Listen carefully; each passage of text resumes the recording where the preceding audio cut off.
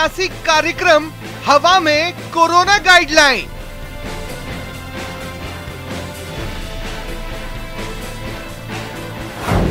BJP की जन आशीर्वाद यात्रा लापरवाही की इंतहा।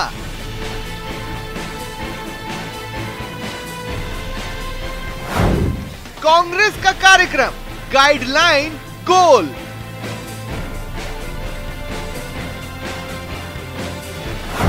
न 2 गज की दूरी न मास्क जरूरी।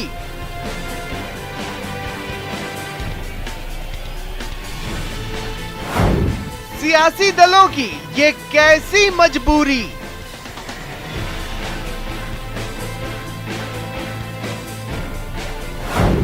आम जन के लिए गाइडलाइन माननीय को मान्य नहीं।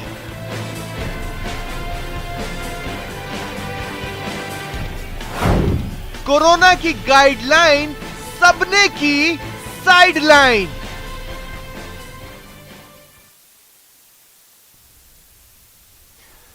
आपने तस्वीरें देखी और देखिए, देखते रहिए और मुझे सुनिए।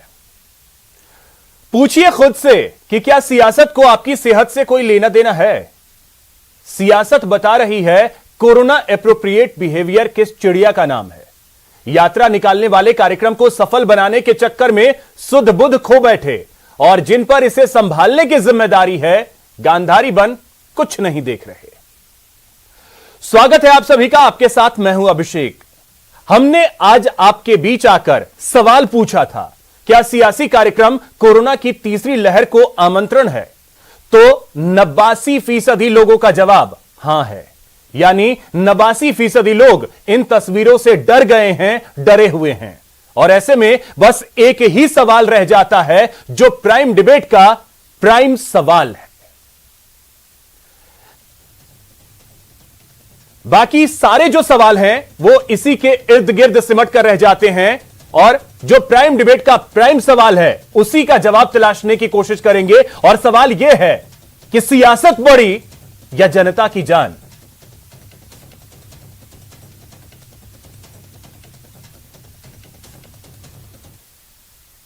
तो चलिए इसी सवाल का जवाब तलाशने की कोशिश करेंगे। प्राइम डिबेट में हमारे साथ गेस्ट पैनल है। सबसे पहले उनका परिचय मैं आपसे करवा दूं। हमारे साथ जुड़ रहे हैं कांग्रेस नेता आरसी चौधरी जी, बीजेपी नेता मनीष पारीक जी और वरिष्ठ पत्रकार हैं राकेश गोस्वामी जी। सर, आप तीनों का बहुत बहुत स्वागत है न्यूज 18 राजस्थान पर।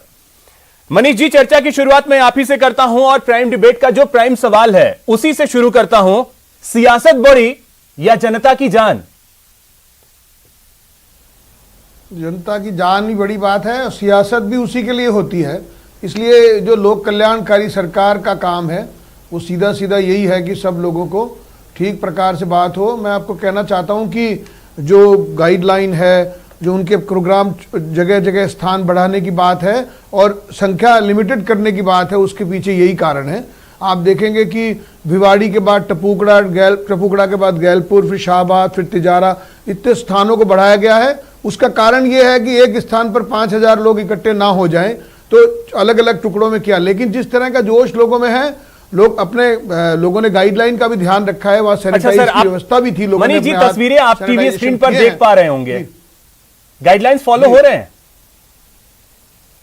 नहीं, मैंने आपको कहा इंडिविजुअल गाइडलाइन है, व्यक्ति अपना ध्यान खुद रखते हैं कि वो इन्फेक्ट ना हो। एक बात, दूसरी बात, एक बात ये भी है अभिषेक, आप अखबार के कारण त्वरित मैसेज होता है, मैसेजिंग है, एक भी पॉजिटिव केस नहीं आया है, तो लोगों को लगता है कि इस समय एक खतरा नहीं है। सर, लोगों की छोड़िए, बढ़ गई है। लोगों की छोड़िए, कम से कम जो राजनेता हैं जिनके ऊपर जिम्मेदारी है वो तो फॉलो कर लें।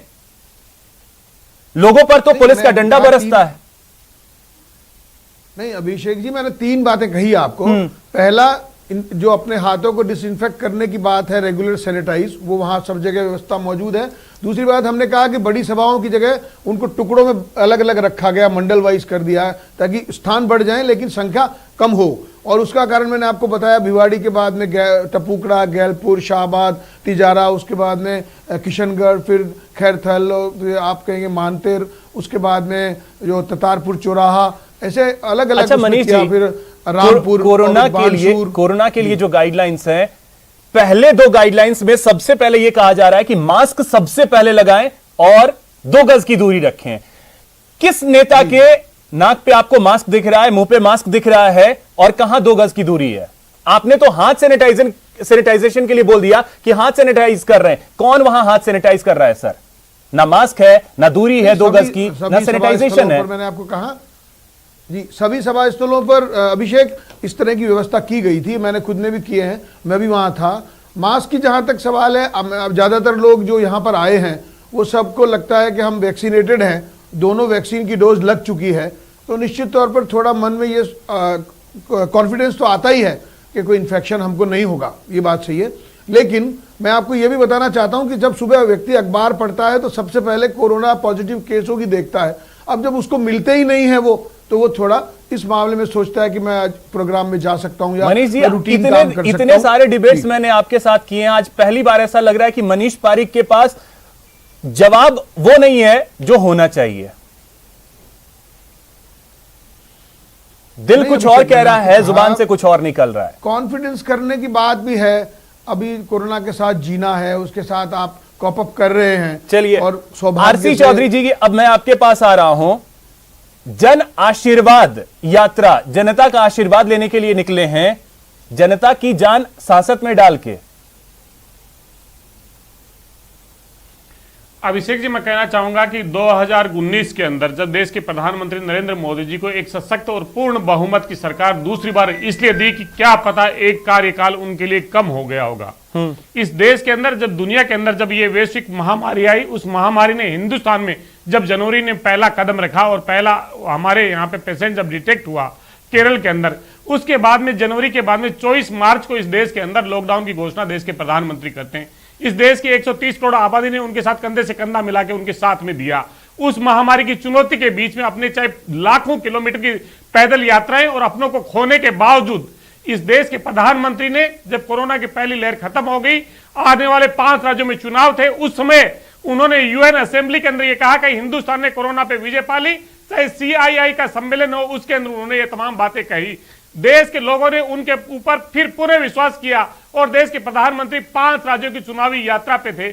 आपके पास में वो वीडियो होगा, नहीं हो तो मैं चला के दिखा सकता हूं। देश के प्रधानमंत्री ये कह रहे सारे थे कि वीडियोस मैंने हैं मेरे सर, जीवन सारे के वीडियोस हैं और राजनीतिक सिर्फ राजनीतिक इतिहास बीजेपी में के पहली नहीं, बार कांग्रेस के भी इतनी हैं। बड़ी सभी के हैं सर, सभी के हैं। देखिए, मैं सभी की नहीं, देखिए अभिषेक जी, सभी नहीं होता। आप इस चैनल पे एंकर के तौर पे हैं, दूसरे व्यक्ति आपसे बेहतरीन ज्यादा डिटेक्ट कर सकता होगा, लेकिन वो नहीं आ सकता। देश के प्रधानमंत्री पे देश की जनता विश्वास करती है और उन्हीं की जवाबदेही होती है। जब देश के प्रधानमंत्री गौन हो जाते हैं और वो अपनी चुनावी यात्रा पे निकल जाते हैं और प्रतिदिन देश के अंदर 700, 800, 1000, 1500 तक की मौतें होती हैं और वो अपना चुनावी सिलसिला जारी रखते हैं और ये कहते हैं मैं भीड़ देख के गदगद हूं। नहीं, आज आरसी चौधरी जी, तो आज 40 मंत्री चलिए ये सब तो ठीक है। नहीं, अब एक चीज बताइए आरसी चौधरी जी, ये जो जन आशीर्वाद यात्रा है, कोरोना खत्म तो हुआ नहीं है। आरसी चौधरी जी, कोरोना खत्म तो हुआ नहीं है, कोरोना खत्म तो नहीं हुआ है ना अभी। जवाब दे देता हूं अभिषेक जी, मैं जवाब दे देता हूं 30 सेकंड में। एम्स के डायरेक्टर गुलेरिया की चेतावनी है।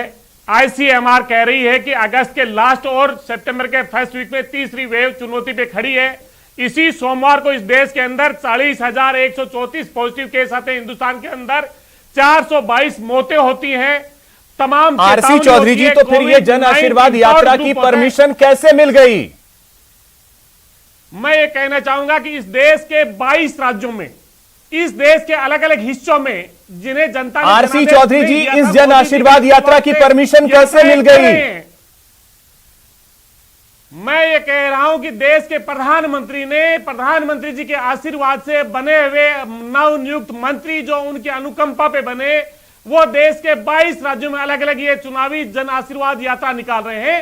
उन्हें जनता से माफी की यात्रा निकालनी चाहिए थी, जो दूसरी लहर के अंदर अपने लोगों को खोया, ऑक्सीजन के अभाव में तड़प तड़प के मरते हुए राजस्थान की बात मैं पूछ रहा हूं आरसी चौधरी जी, इस यात्रा की परमिशन कैसे मिल गई? परमिशन एक तरफ तीसरी लहर को लेकर के तैयारियां चल रही हैं, अस्पतालों में व्यवस्थाएं की जा रही हैं, जनता को तीसरी लहर का भय दिखा करके ये जन आशीर्वाद यात्रा की परमिशन कैसे मिल गई? किसने परमिशन ली? मैं और आपने दे दिया? कि जनता को यह बताइए ताकि पता चले कि परमिशन किसने दी। किसने दिया परमिशन सर? बताइए आप, परमिशन किसने दी? मैं पूछ रहा हूं आपसे। आपने कहा कि परमिशन दी, तो मैं आपसे माध्यम से जानना चाहता सर, हूं कि तो इसका मतलब अगर परमिशन नहीं है तो फिर कार्रवाई क्यों नहीं हुई है? परमिशन नहीं थी तो कार्रवाई क्यों नहीं हुई है? परमिशन अगर नहीं है तो फिर कार्रवाई क्यों नहीं की गई है? अभिषेक जी, राजनीतिक जीवन में हर राजनीतिक व्यक्ति की सुचिता होती है। माननीय मुख्यमंत्री जी ने इस कोविड के दौरान पूर्व मुख्यमंत्री वसुंधरा राजे जी ने भी पूछा, उन्होंने बहुत से लोकार्पण चलिए ठीक है, बहुत से ठीक है आरसी चौधरी जी, मैं आपके पास फिर दोबारा आता हूं, लेकिन कार्रवाई क्यों नहीं हुई? और परमिशन के लिए अगर आप कह रहे हैं कि परमिशन ही नहीं है तो फिर कार्रवाई क्यों नहीं हुई, ये भी समझने की कोशिश करेंगे। राकेश जी, मैं कह रहा हूं पूरे देश के अंदर एक एसओपी है, पूरे देश के अंदर केंद्र सरकार की एक एसओपी है, गृह मंत्रालय एसओपी जारी करता है, जो कानून बना रहे हैं, आपके धज्जियां उड़ा रहे हैं और लोगों के जीवन खतरे में डाल रहे हैं। तो यहां जो जिला में हो रहा है, अजमेर जिले में हो रहा है, तो अजमेर जिले का प्रशासन कर क्या रहा था? वो केंद्र सरकार देखने आएगी। अजमेर के डीएम क्या कर रहे थे, एसपी क्या कर रहे थे, वो देखने केंद्र सरकार आएगी। कार्रवाइयां हो सकती हैं, आपको लगे कि कुछ कार्रवाइयां हो सकती हैं, ठीक है सर, इनकी रैली की जो चीजें हैं, ठीक है। राकेश जी, अब मैं आपके पास आ रहा हूं, आपसे समझना चाहूंगा सर कि कोरोना की गाइडलाइंस क्या सिर्फ और सिर्फ आमजन के लिए है, माननीयों के लिए यह मान्य ही नहीं है?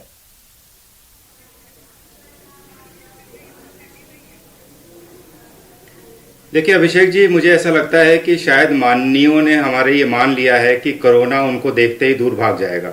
यदि उन्होंने कुर्ता पैजामा पहन रखा होगा, एक राजनेता की पोशाक पहन रखी होगी, तो कोरोना का वायरस जो है वो दूर से ही भाग खड़ा होगा।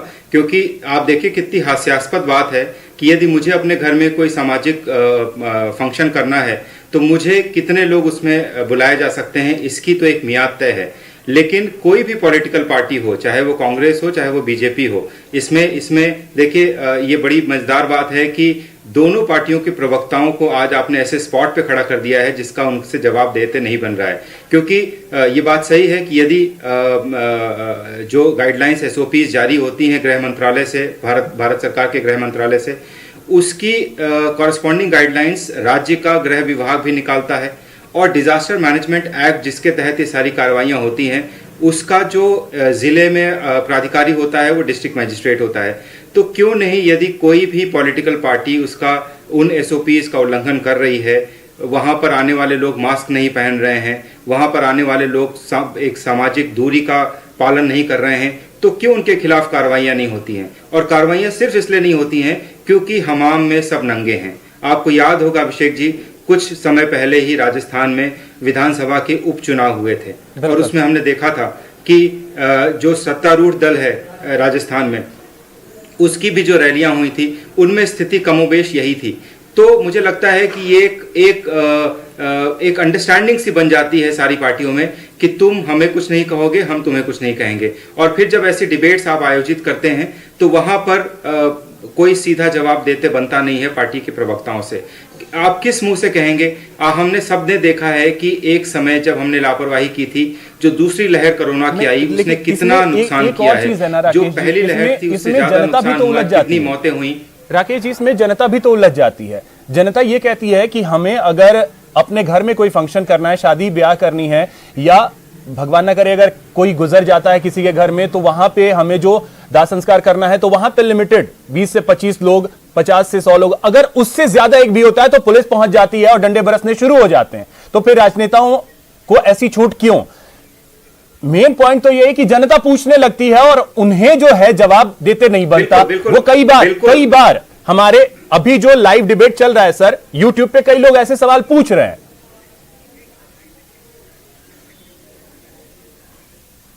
नहीं, देखिए अभिषेक जी, मैंने अपनी बात की शुरुआत इसी तथ्य से की थी कि जब भी कोई सामाजिक फंक्शन एक व्यक्ति के रूप में एक इंडिविजुअल को करना है, तो उसके लिए कितने लोग, शादी है, ब्याह है, किसी के यहाँ कोई दाह संस्कार है, तो कितने लोगों को वहां पर एकत्रित होने की इजाजत है। तो उनको जवाब देगा कौन सर? ये भी तो बड़ा सवाल है, उनको जवाब देगा जनता वही तो सवाल पूछ रही है, जनता को जवाब मिलता नहीं है।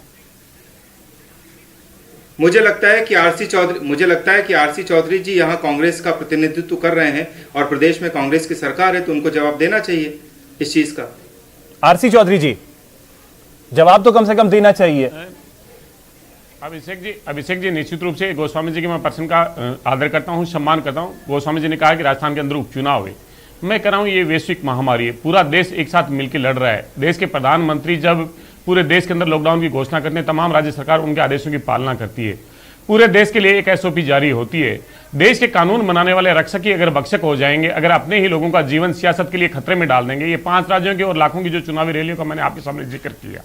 आपने कहा कि इनकी अनुमति किसने दी, मैंने आपसे पूछा कि अगर किसी ने अनुमति दी है तो आप बता दीजिए। आपने कहा कि अनुमति नहीं दी तो मुकदमे क्यों नहीं हुए? मुकदमे निश्चित रूप से दर्ज हुए होंगे, कार्रवाई हो जाएगी, मैं आश्वस्त करता हूं। और निश्चित रूप से अगर नहीं हो पाएगी तो जनता के बीच में हम कैसे संदेश दे पाएंगे? एक मनीष जी, दूसरा ठीक है, आरसी चौधरी जी, व्यक्ति के लीडरशिप, मनीष जी, मैं कह रहा हूं, मैं एक मिनट में कंक्लूड कर रहा हूं। हाँ। 30 सेकंड दे दीजिए। माननीय मुख्यमंत्री जी ने उपचुनाव हुए, सचिन पायलट जी हमारे पूर्व अध्यक्ष और काफी बड़े नेता हैं, इन्होंने जब नॉमिनेशन होने के बाद में उन्होंने कोविड के लिए अपने आप को समर्पित कर दिया। माननीय मुख्यमंत्री सर, महंगाई के लिए अभी आपकी पार्टी सड़क पर उतरी थी। महंगाई के लिए, महंगाई के विरोध में 11 दिनों का आपने प्रोग्राम चलाया था, सड़क पे उतरे थे, वहां कितनी गाइडलाइंस को फॉलो किया गया था? सर, ऐसा नहीं है कि सिर्फ चुनाव को ही देखें, बाकी सारी चीजें हैं। अभिषेक अब जवाब ले लीजिए। अभिषेक जी प्लीज, आपने प्रश्न किया है। हाँ। अभिषेक जी, पूरे देश के अंदर जहां पे लोग ऑक्सीजन से, जहां पे मौतें हुई, उससे ज्यादा भूख से मौतें हो रही हिंदुस्तान के अंदर, ये महंगाई की वजह से हो रहे हैं। और कांग्रेस ने 10 दिन तक लगातार अलग अच्छा, मतलब ये है कि कोरोना से ना सही भूखे मर रहे हैं, तो फिर अब कोरोना को जबरदस्ती बुलाए। ठीक है, अब 1 मिनट सर, मनीष जी, आपसे पूछ रहा हूं, नहीं हो रही क्या? हाँ बिल्कुल बिल्कुल हुई है, मौतें हुई हैं, इससे इनकार कौन कर रहा है? हाँ, तो फिर जब बिल्कुल मौतें हुई है, लेकिन गाइडलाइंस को फॉलो करते हुए ही सारी चीजें तो करनी है। आम जन पे लाठियां बरसती है पुलिस की, ये भी तो बड़ी हकीकत है। मनीष जी, मनीष जी, अगर जैसा कि आपने सुना होगा, राकेश जी ने कहा कि शादी अगर कोई कर रहा है तो उसके लिए लिमिटेड लोग हैं, अगर ज्यादा होते हैं तो पुलिस वालों की लाठियां बरसती हैं, लाठियां बरसती हैं, उन्हें समझाया तो दूर, लाठियां बरसती हैं। लेकिन यहां अगर गाइडलाइंस टूटे तो फिर कुछ नहीं। अभिषेक जी, बात ये इसलिए बेईमानी भी है कि अब जहां पर कोई सभा में गया था और उसके बाद वो इन्फेक्टेड हो गया, इस तरह के उदाहरण कोई देखने में नहीं आए। तो जैसा इन्होंने अभी कहा कि बंगाल में बड़ी बड़ी रैलियां हुई, लेकिन आपने देखा कि जो लोग चुनावी रैली में गए थे और उसके बाद में घर लौटे तो उनको कोरोना हो गया, पॉजिटिव हो गए, इस तरह का कोई उदाहरण देश में नहीं मिला है। अच्छा। तो मैं समझता हूं कि या मैं कहता हूं कि इसलिए भी क्योंकि यह विचारणीय विषय है कि जहां पर उपचुनाव थे वहां पर कोरोना की दर बढ़ गई हो अचानक, तो ऐसा भी नहीं हुआ। तो अच्छा, ये नहीं कहा कोरोना की सर, बंगाल चुनाव से पहले बंगाल में जो केसेस आ रहे थे वो 1500-1600 आ रहे थे। बंगाल चुनाव खत्म होते होते 6000-7000 तक केसेस पहुंच गए थे। तो क्या उसमें चुनाव की कोई भागीदारी नहीं थी? जी, मैंने आपको कहा अभी जैसे 5 जिलों में कांग्रेस पार्टी की सरकार ने पंचायत के चुनाव घोषित करे हैं। अब वो 5 जगह हो रहे हैं, लोग अभी फॉर्म जमा करा रहे हैं, लोगों काम कर रहे हैं, अपने अपने घर वोट मांगने जाएंगे। तो मैं ये समझता हूं कि इंडिविजुअल अप्रोच जो है वो ये है कि आप इन चीजों का ध्यान रखें और इन्फेक्टेड होने से बचे। यानी अब सब राम भरोसे। ये बात भी सही है, राम भरोसे नहीं, राम भरोसे नहीं, मैंने आपको कहा। आप तो वही कह रहे हैं ना मनीष जी कि सब अब राम भरोसे, लोग अपना देख लें। तो बहुत जरूरी है। और मैंने आपको कहा, निवेदन ठीक है, आरसी चौधरी जी, क्या आप सब राम भरोसे देख लें, लोग अपना राशन देने के बाद अगर कांग्रेस पार्टी उसका वितरण नहीं कर पा रही है तो दिक्कत है। जल्दी से जवाब चाहूंगा आरसी चौधरी जी, सब अब राम भरोसे। बात पूरी सुन लें। मनीष जी, अब लोगों को राशन दिया और राशन की दुकान से वितरण ही नहीं हुआ, कांग्रेस पार्टी की सरकार राशन जवाब दे और किरासन इस पे किसी और दिन कर लेंगे चर्चा, अभी गाइडलाइंस की बात है। लोगों को आरसी चौधरी जी, क्या सब राम भरोसे? राशन दे दिया है 13 महीने का, इनको चुप करा दीजिए। दिया ही नहीं। मेरी बात तो पूरी करो। मनीष जी, एक सेकंड अब रुक जाइए प्लीज। मनीष जी प्लीज, अब 1 सेकंड। आरसी चौधरी जी, जल्दी से जवाब चाहूंगा, क्या आप सब राम भरोसे, लोग अपना अपना देख लें? मनीष जी ने कहा कि राज्य के अंदर पंचायती चुनाव हो रहे हैं। मनीष जी जानते हैं कि भारतीय जनता पार्टी जिस प्रकार से भारतीय चुनाव आयोग को अपने घर पे, दफ्तर पे बता के तारीखें तय करती है, लगता है कि राजस्थान के अंदर भी ये ऐसा ही सोचते हैं। चुनाव आयोग अपने हिसाब से न्यायालय के आदेश पे कर रहे हैं और वहां पे जो कोविड प्रोटोकॉल की पालना प्रशासन के द्वारा और हम सब राजनीतिक दलों का, वही प्रशासन यहां क्यों नहीं करवा रही है सर? इसी के लिए तो मैं सवाल पूछ रहा था। ठीक है, अब राकेश जी, एक क्लोजिंग कमेंट मैं आपसे चाहूंगा। राकेश जी, क्लोजिंग कमेंट मैं आपसे जल्दी में चाहूंगा कि क्या अब सब राम भरोसे, लोग अपना अपना देख लें?